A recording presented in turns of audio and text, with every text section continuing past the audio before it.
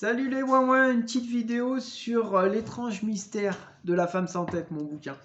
J'ai fait un dialogue à un moment, je me suis amusé, je sais pas pourquoi, je suis parti sur cette idée, avec aucun son de voix en fait. Donc c'est un dialogue un peu spécial, je vous le présente, c'est marrant. Enfin moi j'ai bien aimé. Donc je vous mets le contexte. En fait ils sont en train de se préparer pour aller à une fête. Il y a Stan, Lisa et Ron. Ils sont chez Stan. Et Lisa, elle est en train de se faire les ongles des pieds. Et il y a Stan qui la regarde. Je faisais semblant de lire Bigfoot et le sang d'encre, une nouvelle d'Arthur Schwemswing, mais en fait, je l'observais. Comment le Bigfoot réussit-il à se sortir d'un baril de poudre en feu qui flottait à une centaine de mètres au-dessus des chutes du Niagara? Je ne l'ai jamais su. J'admirais. Phrase longue, phrase courte.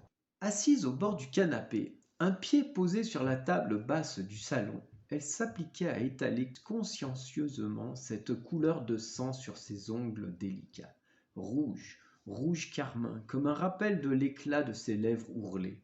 Le rouge carmin, c'est une couleur qui revient pas mal dans le bouquin. Je l'ai mis à plusieurs endroits. Elle avait pris un crayon à papier, celui dont je me sers parfois pour mes corrections, et elle l'avait intercalé entre son petit doigt de pied et celui d'à côté, la pointe en l'air.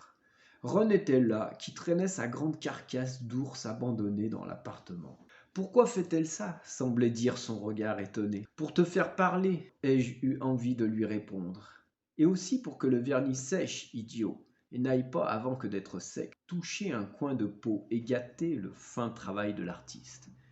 Hé Stan, ça ne serait pas ton crayon, mima le rouquin, d'un imperceptible geste de la tête.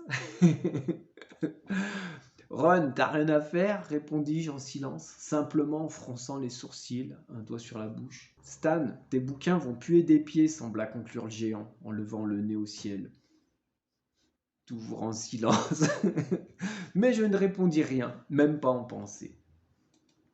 Voilà, c'est tout. C'est tout ce que j'avais à dire pour aujourd'hui. Un dialogue, pas une parole. Allez, bisous à tous, ciao.